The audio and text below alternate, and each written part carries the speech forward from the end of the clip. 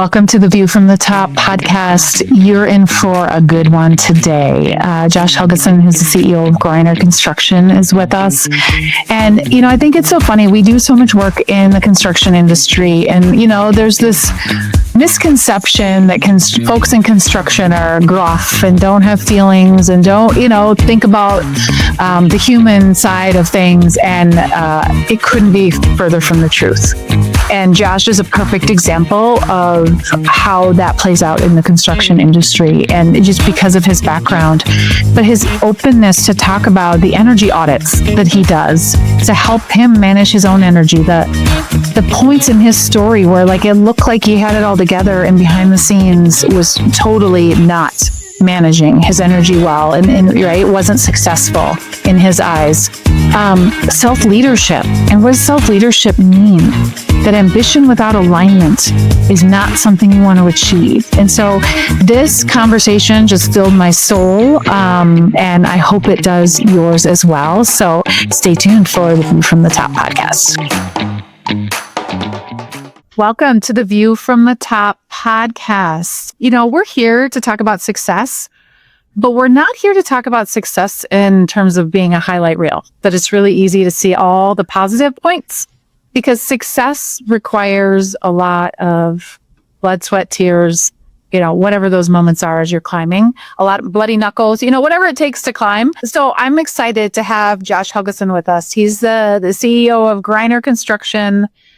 He has an awesome story that I can't wait for you to hear, and a lot of wisdom from the top. I think it's hard for us sometimes, Josh, to be like, we're at the top, because it doesn't feel like it. We have so much more to do. No, it does not. But to the outside world, right? I mean, we're at the top, meaning we've achieved the whatever, it's the title or it's the, awards or whatever it is. But when you get to the top, it sometimes looks different than you thought it was going to look. Yeah, it's definitely different, and kind of wanted just to throw this little statement out there. One thing, the climb, right? The climb, one of the hardest climbs in leadership in my mind isn't something everyone sees. They're the ones that are happening, internally. They really are. There was a time for me where on paper, everything looked fantastic, looked strong. My growth, my responsibility, momentum that I had, it couldn't be better, right? But behind those scenes, which people didn't see, right, I was carrying way more than I could manage, especially as a leader, especially at work where I sit, but not only there, but as a father, as a husband. Yep. Navigating those challenges at home. That required me to be present, right? And when I realized this, which I'm always realizing, and I don't think that stops, the pressure isn't what breaks you. It's the unmanaged pressure that does. Oh, that's so good. If that makes sense. I totally makes sense. And I want to dive into that. But first, I want you to start with just give us a little bit of background, right? On your my journey. People who don't know you, it's powerful. Well, I don't know. I tell the story in multiple different ways, and I could go on for hours about it. But I started 26 years ago at Griner Construction. I was given a chance as an apprentice carpenter, not really knowing anything about the commercial construction industry, how steel studs were used, how drywall was used, how finishes were put in, none of the above. Griner decided to sponsor me into the apprenticeship program. So I went through that program for, at the time, I think they try to get you out of there pretty quick nowadays, but mine was almost 4.5, 5 years in that program. So what happens there is your contractor has to sponsor you, get sponsored, and then you can get a job. So that's what happened. Those opportunities for me along the way, as I continued my career through Griner, they were there. And there was no playbook for me when I started. Like, this is where you can go. This is what you can do. It was one of those things where my first 2 months on the job was putting nail holes in trim. That's what I did. And I thought to myself, is that something I'm going to do for the rest of my life as a carpenter? This is what carpenters do. So quickly, I put in my time there. I didn't complain about it. Some days were funner than others, I guess, if you want to use the word funner. But I got to learn some of the tricks of the trade on how to putty nail holes. Had anybody ever known? I didn't know that, but there are tricks to that make it easier, to make it more flawless. So those are the experiences that I still hold true to where I started, my roots, but I've taken those steps. Everything isn't going to be glorious along the way, but it's what you get out of that. But so my career transformed at Grindr, there were opportunities where I could jump into more of a leadership style position as a foreman. So leading and running work. And that's what I did. I took that next step as being a foreman. And after that was a superintendent for me. So I was ultimately running 3, 4, 5 different jobs at any one time. And then after that, like, what's next for me? And it was being ultimately in charge of the entire field at Grindr Construction. I managed 50, 60 men and women on a daily basis. So that was fun. I was involved with every project that we had going on. And put it in perspective, Grindr Construction, we do between 500 and 900,000 jobs a year. That's a lot for one person to be kind of overseeing. And then about 7-ish years ago, I had the opportunity to get into more of a leadership position at the company and ownership as well. So I purchased some of the company, and then this last 2 years ago, I purchased a majority of the company and became majority owner and CEO. So it's been a great 26 years, but the story is that those things weren't given to me. Those things were worked towards. There were things put in front of me that no one was going to say, hey, this is for you, or this, I'm going to hand this to you. It was something that I went out and got. So I kind of wrote my own book for it, is what you would say. But had you asked me 26 years ago if I would be running and leading this company, it wouldn't have been a thought in my mind. Right. Now I'm here. I'm still figuring it out. But it's been that. Yeah. We all are. And when you think back through your, on that journey, what's something that people maybe wouldn't realize that you went through? Because it's easy to just see he got there and it's like this great story. What's something people wouldn't realize? Let's see. Something that they won't realize. It's trying to think what the best answer. It's just some of those things that you go through, as simple as it may seem, if that makes sense. Simple, like you see somebody do something and it looks easy at times, but there's so much more that goes into putting in a cabinet. It's not just putting in a cabinet. It's like, okay, is this the cabinet? Is this the right place for this cabinet? Does it match what's on the drawings? Does it have to be scribed to the floor to fit the floor? Is there a countertop that goes on this? Like, there's so many other things there. So it's not as easy as HGTV makes it look, is what you're saying. 100% what I'm saying. It's not as easy as HGTV makes it look. There's so many more things that go into this. So like, but it's that preparedness and mindset that you have to get yourself into as a young kid coming into the industry. Like, you think you know a lot. You don't know anything. You don't. Right. What do you think drove you in that moment, right? Having kids that are of college age myself, right? And looking at this next generation and hoping that there's a better world that they are going to be able to come into at some point. But like, what was it that you leaned on? Because it wasn't about the skill, because you could learn that. What was it that you leaned on through each of those kind of navigations of roles? I leaned on, I want to say, I think this is the overall just experience and voices from the people that I've been around, being in my shoes, being at a point in their careers where they did start off at, I don't want to say the bottom, but they started off as a new green, say, apprentice or a carpenter, right? But being around the people that have made me who I am today, that's the thing. It's the people around you. It's that, I don't know what you want to call it, that you're kind of that nucleus, but everything that's falling around you and spinning around you, that's what makes you who you are. And I think a lot of successful people can, think back to people throughout their lives. And that could be a high school basketball coach or, someone in their professional career that almost helped them see things in themselves that they didn't see. Exactly. You need other people to be like, wait a minute, like you have a strength here. And because you're just like, it's just how I am. Yeah. Right. And I still think about that today, right? I was like, I enjoy that feedback. And I often question myself of, am I doing the right thing? Am I doing what I'm supposed to do? So I rely on, some of my other leadership team members, and I ask them those questions. One, I need the reassurance that I am doing something right, and I am doing what is expected of me. But I've joined peer groups and have got coaching for myself just to keep the confidence level in myself. Right. Totally. That's, I don't know. You see it. People see it on you when you wear those things, and to have the reassurance and again, those people around you telling you this stuff. I think it makes me a better human being, but in a leader. You alluded earlier when we were chatting just about kind of that climb moment when everything looked great on the outside and, maybe behind the doors, it was like you were carrying burden. Talk more about that. Like, how did you navigate that? Because honestly, I think there's a lot of people in that right now. Yeah. And for different reasons. I think there's a lot of people carrying a lot of stuff they probably don't need to be carrying, but they don't know how to do anything different. Yeah. And I think, to answer that question, your climb moment, I want to say that my climb moment wasn't when things were falling apart. And oftentimes I think people think that, right? Like, we need to get out of this. We need to climb. We need to rise. We need to do something different. So for me, that question, I thought about it long and hard. It's when actually things were working. My career momentum, the responsibility that I had, the growth. But at the same time too, it was carrying that weight that people couldn't see, right? Like I said before, especially at home with being a father, being a husband, those hard situations, but advocating for the family piece of it as well. I realized I was strong for everyone else, but not refueling myself.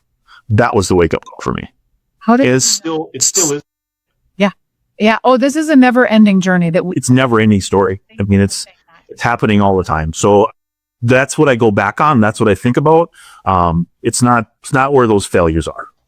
How did you know something had to change? And what did you do in the moment? Because that's the hardest part. Yeah.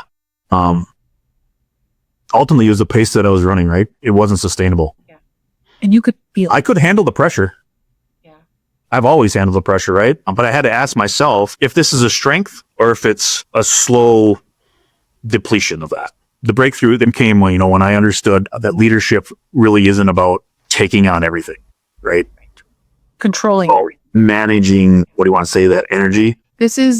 I want to pause and reiterate what you're saying here, because I think it's so important. And I hear so many leaders and I don't think they recognize those climb moments, those moments of realization something needs to change do not always happen when things are wrong. They happen when the pace is unsustainable or unhealthy. Right. And what typically happens is, and I've seen this time and time again, is a death in the family, a cancer diagnosis, another health issue, whatever it is, right, stops you and forces you. So we've all, read the books of the people who've been transformed because they went through something really dramatic in their lives. Mm-hmm. Yeah, that will stop you and make you reassess everything. What I want is exactly what you're talking about, is how about we get to the leaders before everything falls apart, right? And we teach them the tools, right? Manage their own energy and take care of themselves before the health crisis happens. Exactly. Before those things happen. No, exactly. So in that moment, I mean, it takes some courage to say this trajectory isn't working for me. Because your identity is tied to that trajectory now. Right? How did you wrestle with that identity, right? And wrestle with kind of the changes you needed to make and the risk of what that was going to do, I don't know, for your career or whatever it was. Yeah. I mean, the simple answer to that is just because the cost was starting to show up in subtle ways, right? I had less patience. Internally, the tension was at a highest level it could ever be. And I was operating in that constant go, go, go, go mode, right? Yes. And then that's when I asked myself the question, what am I modeling as a leader? As a father, as a husband, as a man? That question changed everything. You know, what's interesting? A couple of weeks ago, I was traveling and I got a call from one of our clients, a CEO, and he doesn't typically call me. And he called me once and I couldn't answer it. And I called me twice and I'm like, okay, something's going on. So I called him back and he's like, I don't know what to do. He was just like, I've never heard him like this. And he was like, I don't know what to do. I didn't know who to call. And I'm glad he called me. And he's telling me about all the things in the business and it's just piling on. And he's a new CEO. And, and I felt for him. He's a great human. And he got done with his 2-minute ramble. And I said, okay, take a deep breath. And I said, most important, how's your marriage? And he started crying. And he said, horrible, because I don't know how to shut it off. And I don't want this.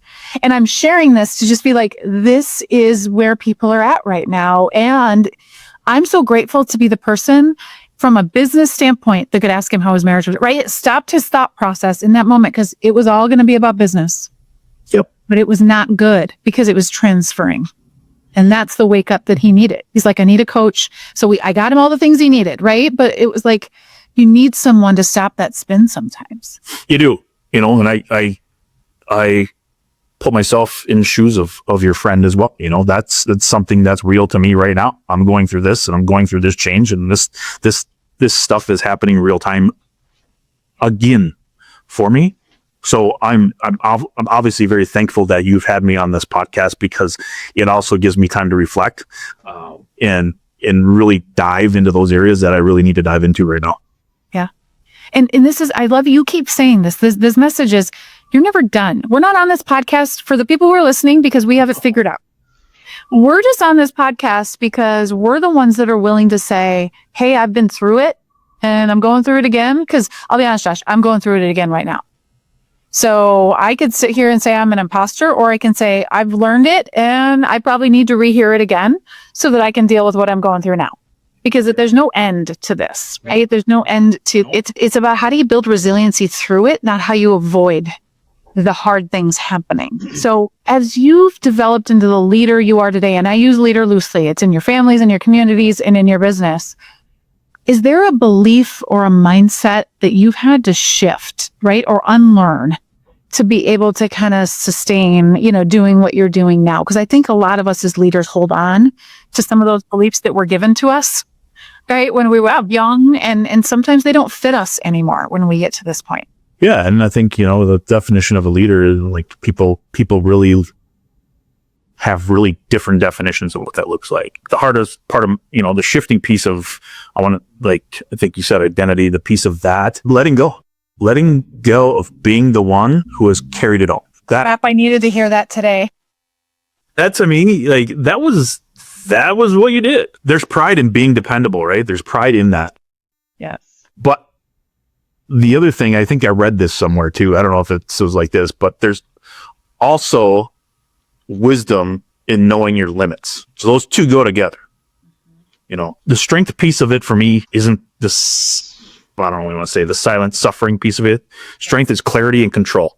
That's where I look at as strength. So that would be the few things that made the shift for me. I love it. How do you define success now versus 10 years ago or 20 years ago? How's that definition changed? Oh my goodness. Yeah.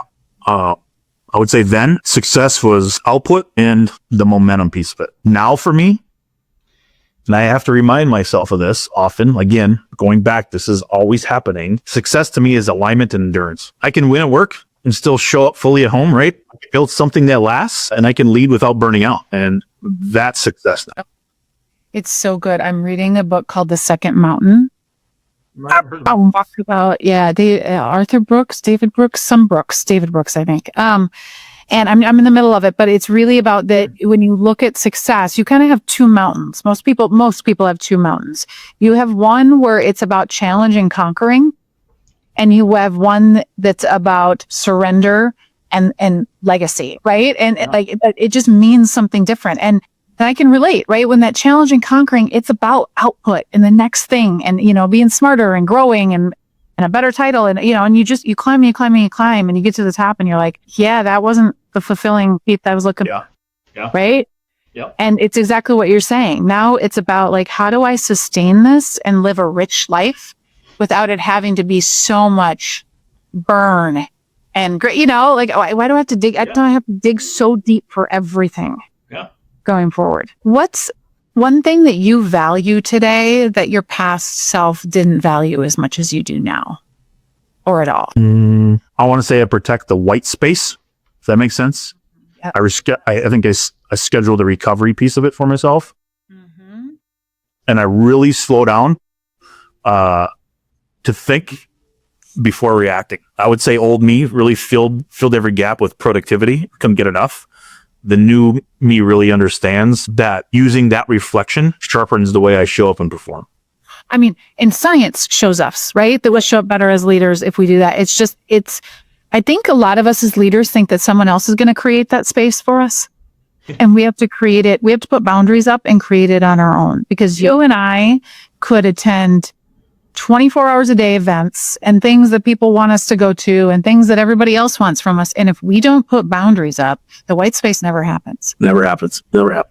So what is something, what are the 2 to 3 or kind of the top, I would call them energy habits to manage your own energy that you've incorporated into your life now so that you can show up in the best way for your team? Yeah, I would say, I don't know, just in the morning, on the morning movement before, I guess, jumping on my phone, just having that normalcy, that routine. Obviously it's still working and always constantly trying to be better at it, but that clear transition between work and home. And then, do you have any tricks there? I struggle. I don't. I wish I did. You find something that works for a little bit, and then you end up having to tweak and change and switch. And you have a schedule for your week, but you know how those happen. They all get messed up. Your schedule in a day doesn't stay your schedule in a day, so it's super hard to plan and do that stuff. I'd make it a point to weekly kind of audit my energy, not just my time, but my energy. Yeah. So I don't know. I take a look at that and just make sure that that's being spent where it needs to be spent. Right. You kind of manage it like an asset, kind of a sort of. I love on the retreats that I do, we do an energy audit. So I love this, yes, because it's about energy output, but also where are you getting energy back from? Because I think a lot of us, again, do things that we might expend energy, but there's no return of energy, right? Filling us up, and that could be people. Right? Or that could be commitments, different things. And so you've got to look at it to say, what do we need to change? Can't wait for someone else to change it. Yeah. And energy is a system, right? If one of the parts fail, the whole machine does. And that it does. It's definitely the truth. Physically, mentally, emotionally, spiritually, however you look at it. Right. What do you wish someone had taught you or told you I'm going to call base camp, right? Before the climb. What do you wish you knew back then? Let's see. I would say you don't get extra credit for exhaustion. You just don't. No professional. Those of us who were the extra credit kids in school, I always wanted the extra credit. You're right. Yeah. And the other piece of that is, no professional win replaces showing up well at home. That's one thing I wish someone would have told me when I was in my late teens, early 20s. Because when you're in it, it's really hard to see that doing something different, right? Won't impede your whatever you're trying to achieve. So there's leaders that are listening right now, right? High achieving leaders that are at that point where you are at, right? Where they're like, I'm looking around, everything is good, but I'm not feeling inside something just feels disconnected. What would you recommend? What if they were listening and sitting in front of you right now? What would you tell them to do? Well, a couple things. If you don't manage the energy piece of yourself, the ambition will manage it for you. And leadership ultimately starts with self-leadership. It really does. And then back to the ambition piece, it's the ambition without the alignment will also cost you. Yes. What they take away from that is probably different for everyone, but yes. But that ambition without alignment, you need to do that regularly. Because even when you fix it for now, something, 6 months from now, it's going to get out of whack again. Yeah. And I think that's the biggest message here is that just you have to keep working on this.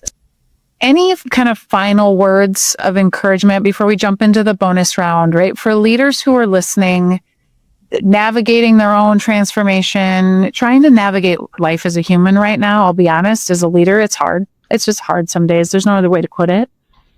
What words of encouragement? How are you looking at where things are at right now? What hope do you have in kind of where our world is at and where business is at and everything? What keeps you going? What keeps me going, I think the one word is change for me. How do I have an impact? How do I have an impact on changing the narrative that's really being written right now? And I truly believe it takes good people like ourselves and leaders together that are really going to make a difference. In the words of encouragement to some of these other leaders out there that are listening, if you're climbing right now, right? If you're climbing right now and it feels heavy, that's good. That means you actually care. It's a great reminder. You don't just climb harder though. You climb smarter. You do the work. You do the work. And, the inner work that you're talking about, coaches and peer forums and right, all the other things, your energy habits, that inner work is something no one else is going to tell you have to do. The world's not going to tell you need to check that box. They're going to tell you all the other boxes you need to check. That's when you have to figure out on your own. Mhm. And that's hard sometimes to do the inner work. Absolutely. You get, for those of us who, or, we've been, I wouldn't say to the top, but like we've achieved things and you're like, man, the hardest part of that whole thing was looking inside and dealing with the things that I wasn't managing well and dealing with decisions that I made that were not the right decisions. And how do those sit? And what do I learn from them? That idea of reflection. And you reminded me just so much of that. Growth doesn't happen in the, knowledge, getting the knowledge. It happens in the reflection and the application of the knowledge. And I don't know, just don't do that piece. Yeah. And I the climb's still there for me. I'm not at the top.